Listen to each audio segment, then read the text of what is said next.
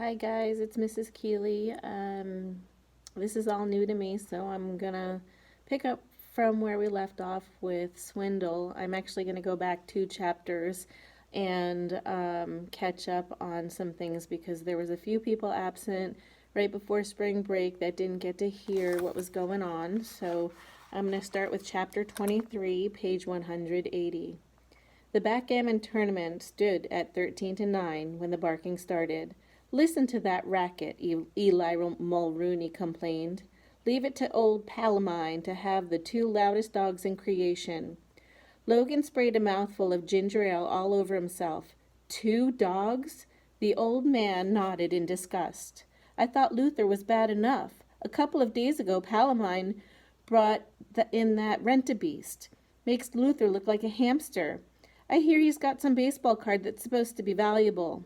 There was nothing Logan could do but continued the game and tried to not think about what might be going on across the street. Besides, he reflected, the team had a lookout, Melissa, in the bushes. If things got too awful, Griffin would walkie-talkie her to go for help. A shiny black SUV moved slowly up the street, its driver hanging out the window, peering at address numbers. It passed the Mulrooney house, then made a U-turn and pulled up in front of the porch, big motor idling. Excuse me, sir, I'm looking for 531 Park Avenue Extension. Mr. Mulrooney pointed to the Palomino home. That's it, right there. Can't see a blamed thing with that street light out. The way they run this town should be a federal crime. Thanks. The SUV moved away from the curb, pulled into the Palomino driveway, and parked. Mr. Mulrooney handed Logan the dice. Your turn. Logan, you looked as if you'd seen a ghost. It was much worse than that. Logan was watching the driver get out of the car and walk up the steps to Swindle's front door.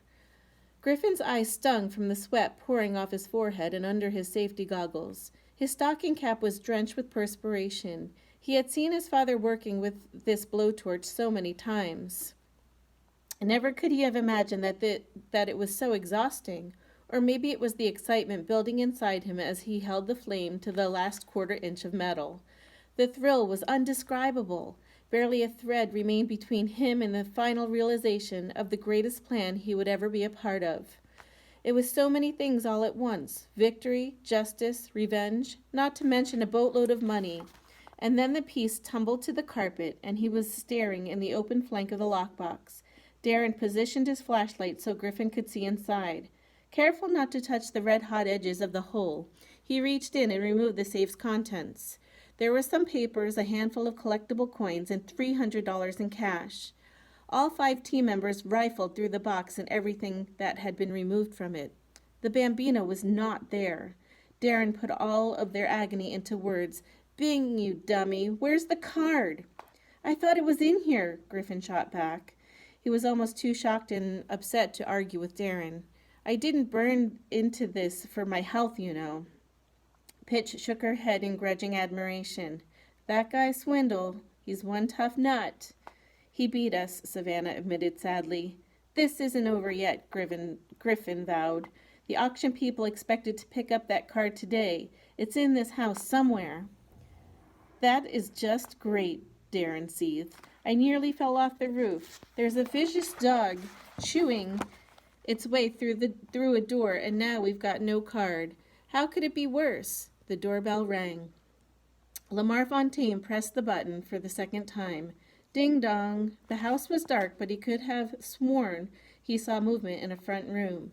Besides, he was a bonded courier entrusted with receiving and delivering an item worth as much as $1 million. People did not stand him up, even when he was hours late.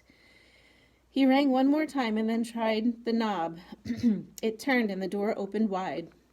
The feeling was too familiar. Fighting his way through cotton wool, struggling with that terrible where am I feeling, and then Swindle's front bush was all around Ben Slovic.